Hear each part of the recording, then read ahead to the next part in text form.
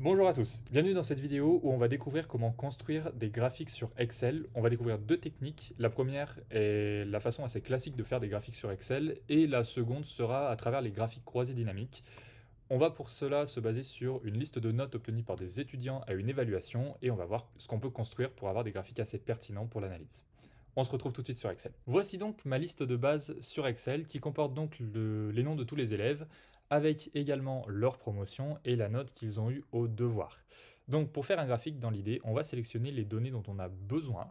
Alors dans mon cas, je vais sélectionner la promotion par exemple et les notes et puis je vais aller dans Insertion, graphique recommandé.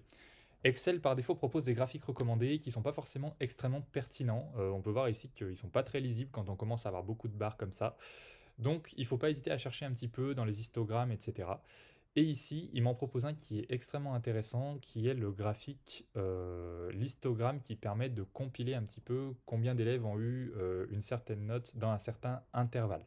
Alors, je vais renommer mon graphique répartition des notes vis-à-vis des classes 1 et 2, vu que là j'ai mis les deux classes. Tout à l'heure, on pourra faire une distinction entre les deux classes.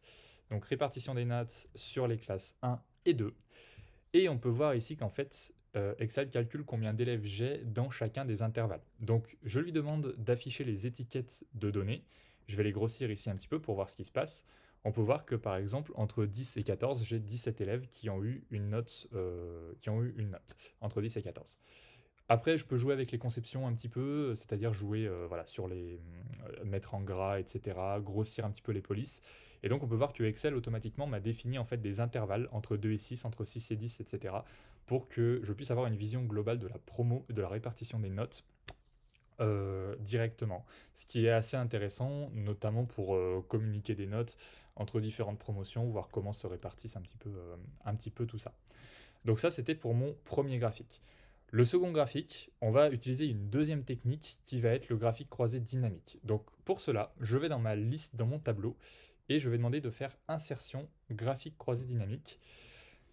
Quand je le trouve, voilà, et je vais lui demander de le mettre dans la feuille de calcul qui est existante. Je vais le mettre en dessous. Voilà, je vais cliquer sur une case pour directement le mettre ici. OK. Et là, rien n'apparaît. C'est normal, le graphique croisé dynamique, il va attendre en fait que je lui donne les éléments que je veux faire apparaître. Donc j'ai la promotion, l'élève et la note sur 20. Je vais lui demander de mettre les promotions dans les lignes, donc on peut voir classe 1 et classe 2 qui apparaissent. Et ici, mon graphique qui s'est fait automatiquement, donc mon histogramme qui s'est fait automatiquement en fonction des classes. Alors, ici on peut voir que, donc je vais commencer par le renommer, je vais le nommer moyenne, moyenne par classe, par exemple euh, moyenne par promotion. Et donc, à partir de là, on peut voir que dans les valeurs, il me fait la somme des notes sur 20. Et si je regarde mon échelle, j'ai des valeurs autour de 200, ce qui n'est pas très logique. Donc pour ça, je vais dans les paramètres de champ et je vais lui demander de calculer la moyenne. Comme tout à l'heure, je vais grossir un petit peu ma légende et je vais faire apparaître sur mon graphique directement les notes pour qu'on puisse avoir les valeurs et pas seulement les barres qui sont pas forcément très parlantes visuellement.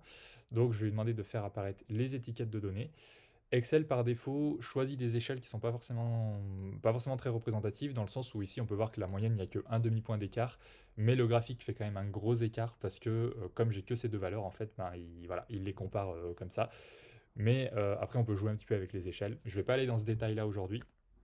Mais ça vous aura permis de voir très rapidement comment on peut faire si vous avez deux promotions pour faire des moyennes. Merci d'avoir suivi cette vidéo. N'hésitez pas à vous abonner à la chaîne pour suivre les prochaines techniques de productivité que je vais partager ici, que ce soit sur Excel ou sur d'autres logiciels. Vous pouvez découvrir mon livre Excel disponible sur Amazon pour construire des Excel adaptés à votre besoin. Je vous remercie et à bientôt.